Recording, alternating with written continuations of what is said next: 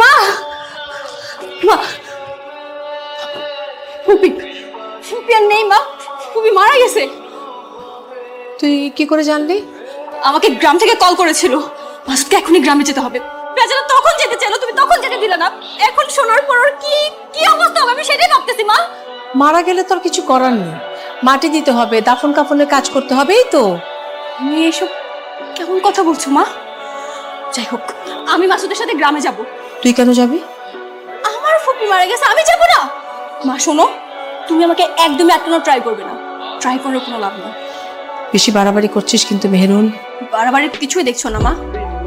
তুমি নিশ্চয় হতে পারো, কিন্তু আমি না। আমি ফুপিকে দেখতে যাবই।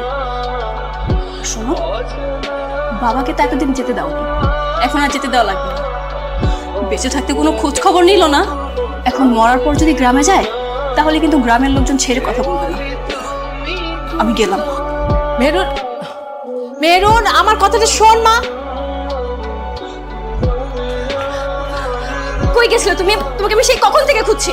আরে আমি তো বাজারে গেছিলাম, এই যে দেখো তাজা তাজা সবজি কিনে নি। ও তাড়াতাড়ি চলো, তোমাদের গ্রামের বাড়িতে যাব। কি তুমি গ্রামের বাড়িতে যাবে আমাগো? কিন্তু মামি হলে তো আবার রাগারাগি করবে। কিচ্ছু করবে না, তুমি রেডি হয়ে নাও, আমি রেডি হবো। চলো। তুমি গ্রামে যাই বাপ, এটা তো অনেক খুশির সংবাদ, কিন্তু মামি যদি শুনতে পারে আমার অনেক বকাবকি করবে। কিচ্ছু করবে না বললাম তো, চলো না। আরে চলো। অনেকদিন পরে মায়েরে দেখতে দিছি, হ্যাঁ আমার দেখলে অনেক খুশি হবে জানো। আচ্ছা, এখান থেকে তোমাদের বাসার কত দূরে? এই তো 1 গ্রাম পরে আমগো বাড়ি। মাল লাগে আমি অনেকগুলো আপেল কিনছি, মায়ের আপেল অনেক পছন্দ। তুমি আপেল কখন কিনবে? আমি তো দেখলাম না। ওই যে পানি কিনতে নামছিলাম না, তখনই কতগুলো আপেল কিনছি। মায় আমার ওদিন কি করেছিল জানো? কি বলো? মায় করেছিল তোর মামার যদি আঙ্গ মতো গরিব হইতো তাহলে তোর মামার মায়ের লাগে তোর বিয়ে দিত। কেন আমাকে বিয়ে করতে হলে আমাদের গরিব হতে হবে কেন? কি কর, আমরা গরিব না, তোমরা তো অনেক বড় লোক, তোমার লোক এখানে যায়। এর লিগে কইছে যদি তোমরা গরিব হইতা তাহলে তোমার লাগে আমার বিয়ে দিত। তুমি ফুপিকে অনেক ভালোবাসো তাই না? হ্যাঁ, আমি আমার মায়ের অনেক ভালোবাসি। ছোটবেলা আমার বাপ মারা গেছে তো, এরপর থেকে আমার মা ছাড়া আর কেউ নাই।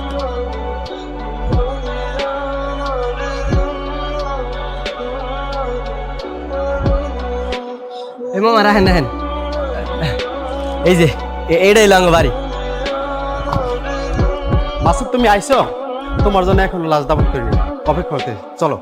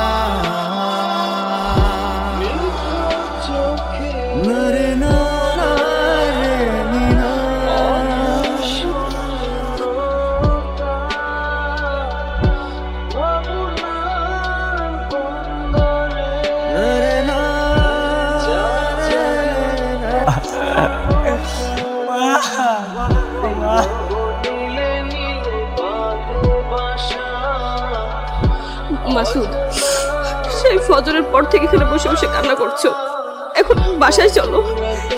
আমি আমার মারে ছেড়ে যাবো না, আমার মা একা, আমার মা আমার ছাড়া থাকতে পারবো না। মাসুদ, পাগলামো করো না মাসুদ, তোমার নিজেকে শক্ত করতে হবে, তোমাকে সুস্থ থাকতে হবে। আমি কেন যে ঢাকা গেলাম, আমার মা মরার আগে আমার দেখতে পারলাম না। মাসুদ, তুমি তুমি আবার ঢাকা ফিরে চলো। এখানে একা তুমি কি করে থাকবে বলো? তুমি তো আর নেই, বাসায় তার কেউই নেই, তুমি একা কি করে থাকবে? না, আমি আর ঢাকা যাবো না। আমার মা এই জায়গায় একা ঘুমিয়ে আছে, আমি আমার মায়ের ছেড়ে যাবো না। তুমি যাও, তুমি এনে দেখে কি করবা? তোমাকে এই পরিস্থিতিতে একা রেখে আমি কি করে যাই বলো? তার চেয়ে ভালো আমি আরো কিছুদিন পরে যাই। আমি জানি এই জায়গায় থাকতে তোমার অনেক অসুবিধা হইতেছে, ওই মতো তো এত বড় বাড়ি আমাকে নাই, তুমি বরং যাও, তুমি এখান থেকে যাও, আমার থাকতে দাও। আমার এখানে থাকতে কোনো অসুবিধা হচ্ছে না, আমি একদম ঠিক আছি। তুমি এখন বাসায় যাও, সেই সকাল থেকে কিছু খাওনি, চলো না বাসায়।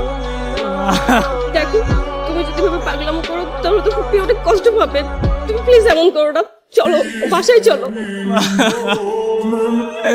আমি মারে ছেড়ে যাবো না। এমন পাগলামো করো না, চলো চলো।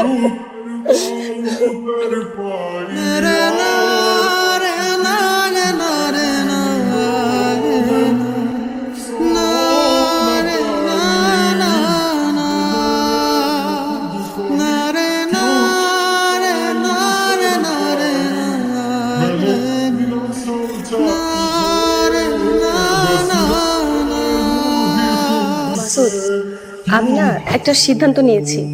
কি সিদ্ধান্ত? আমি শহরে ফিরতে চাই। শহরে থাকবে না তাহলে কই থাকবা? তুমি না বলেছিলে তোমাদের ফ্যামিলি আর আমাদের ফ্যামিলি যদি সমান সমান হতো তাহলে নাকি আমাদের বিয়ে হতো। তখন তো আমি কইছিলাম, এমনি কথার কথা ফাইজলামি করে কইছি। এখন তো আমি গ্রামে চলে আসছি, আমার কিছুই নেই, এখন কি আমাদের বিয়ে হবে না? তোর কি মাথা খারাপ হয়ে গেছে? উল্টা উল্টা কি কইতেছো তুমি? না না মাসুদ, আমি একদম ঠিক আছি, আর আমি যা বলছি একদম ঠান্ডা মাথা ভেবে চিন্তেই বলছি। আমি তোমাকে বিয়ে করতে চাই। দেখো মামা আমি যদি জানতে পারে ঢাকা থেকে আইসা আমার একেবারে জ্যান্ত খবর দিয়ে দিব। সবচেয়ে ভালো তুমি তো চলে যাও। একবার বিয়ে হয়ে গেলে কেউ কিছু করতে পারবে না মাসুদ। কিন্তু কিন্তু কি, আমাকে কি তোমার পছন্দ না? আমাকে আমি দেখতে সুন্দর না? দেখো তুমি দেখতে সুন্দর, কিন্তু আমার মতো এরকম সহজ সরল একটা পোলার তুমি বিয়ে করবা? ভাই করবো। আর তুমি যদি আমাকে বিয়ে না করছো না তাহলে কিন্তু আমি গ্রামেও থাকবো না, শহরেও ফিরে যাব না, যেদিকে দু চোখ দিয়ে আমি সেদিকে চলে যাবো।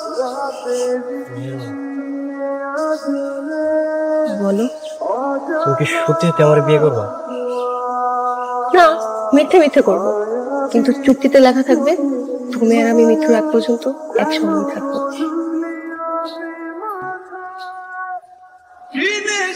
আচ্ছা ঠিক আছে, চলো বাড়িতে চলো।